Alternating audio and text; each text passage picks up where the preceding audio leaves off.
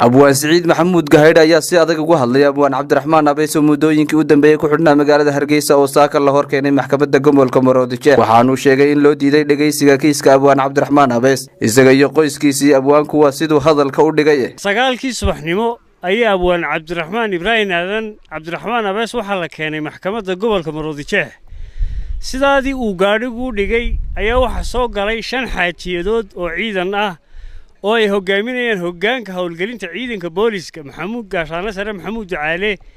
iyo taliyihii hore ee qaybta gobolka Saaxiil Gaashaanle Aadan Cabdi Cawaale Qushi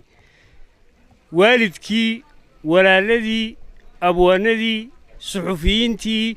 dhammaan qaybihii kala gedisnaa ee bulshada ee doonayay inay sida salmiga ah u dhageystaan kiiska lagu qaaday Cabdiraxman Abees dibadda ayaa la joojiyay maxkamaddii waxa ka dhacay inqilaab aandii ku daadan xitaa gawaadhida ayaa loo diiday inay hormaraan ciidanka boolisku annagoo aan u soconin qas annagoo aan mudaharaad u soconin annagoo aan dhibaato u soconin ayay caburintii maxbuuska ay ku hayeen waxay nasaareen annagana caburin kale waxay noo diideen inaanu gallo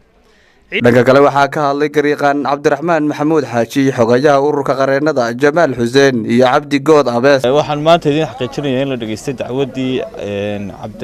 Abwaan Cabdiraxman ka dhanka ahayd Abwaan Cabdiraxman Ibrahim Abees marka wax kumanood kala ka sii bixin maayo laakiin dacwadda maanta waa la dhageystay waxa se fadhi labaad loo balansay maalinta Sabtida ah waana sidaas arintu wixii komana ama faala ee ku saabsan waxaan bixin doonaa wixii dacwadda ka dambeeyay anagu waxaan filaynaa in si sharciya oo cadaalada muxuu ahaa kiiska looga go'aan gaari doono laakiin waxaan ka mid ahaa gareeqaanadii ka qayb galay marka anigoo xogii guud ee ururka qareennada Soomaaliland haddii aan in yar uun idin taabto wixii maxkamadda saaka ka socday shayga ugu muhiimsan waxa weeye waxyaabaha wax laga xumaadaa booliisku run marka lagu hadlo dacwaddan iyaga dhibana ka isla iyagii baa soo baaray isla iyagii baa dadkii kantaroolaya waxa weeye saaka markaan maxkamadda nimi waxyaabaha ugu badan ee arkayna waxa weeye shacabka waxay ahayd nin eedeysanaha inuu asagu xorriyad mudlaq ah helo inta uu maxkamadda joogo waxa kale ahayd dadka u imanaya inaan la kantaroolin ee dadku wixii howlku ka buuxsamaa waa nasiibkood ee laakiin dadka si hufan loo soo daayo booliisku subaxii hore maxkamadda la wareegay isaga dadka kantaroolay waxaanu arkaynaa isaga doonay markaa in la kacee dad kacsani meesha ma imanin waxa la isku hayay afkaar xitaa ma hay labada gabay af Soomaaliga bay hay labada gabay fasiraadooda culimo u baahanto culum bay leedahay lagu eego marka kulli af Soomaaliga waa lagu heshiinay dhinacun buu dhicin ama dadku af Soomaali bay ku xidhmaan af Soomaali bay ku soo deysmaan